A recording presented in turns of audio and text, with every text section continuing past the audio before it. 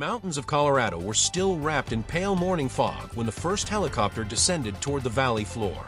Its blades kicked up snow and broken twigs across the crash site, what little remained of the UPS cargo plane that had vanished from radar hours earlier.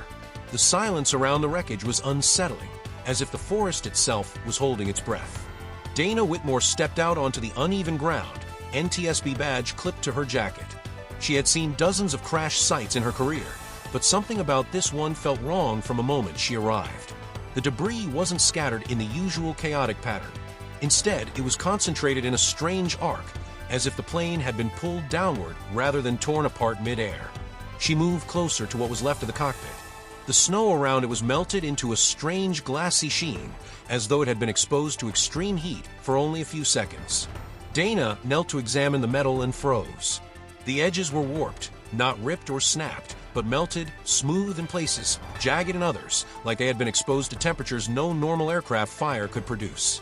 Meanwhile, a team of engineers uncovered a tangled clump of wires fused into a single metallic lump.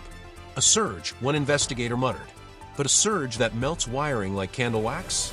That didn't make sense. Not with clear skies, stable altitude, and no lightning anywhere in the region. Back in Washington, the NTSB operations floor was chaotic. Maps of the flight path flashed across giant screens, analysts arguing over telemetry data, UPS executives pacing anxiously. The aircraft had performed flawlessly during takeoff and ascent. No warning signs. No distress call, only silence. Except the cockpit recorder had captured something. Dana listened to the raw audio inside a temporary command tent near the crash site. First came the normal hum of flight systems, then a flicker of static. A crackling vibration grew steadily louder, a harsh resonant frequency that didn't resemble turbulence, engine failure, or atmospheric interference. It sounded mechanical, yet unnatural, like a machine humming out of control.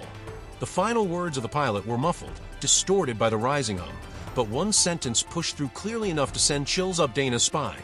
Something's pulling systems offline. Then nothing. 30 years of experience told her that no known failure could knock out navigation, communication, avionics, and electrical systems simultaneously.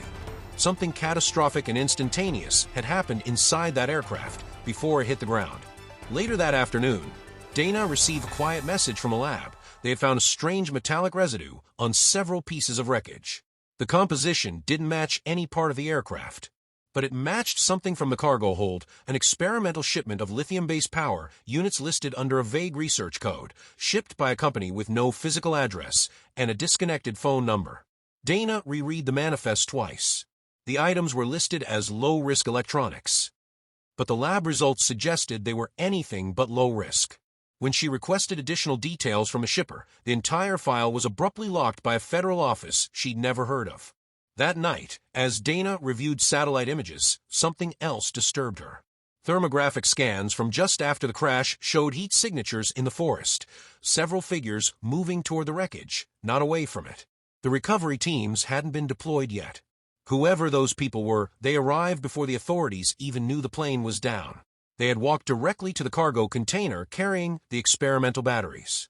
The next morning, Dana's suspicions were confirmed.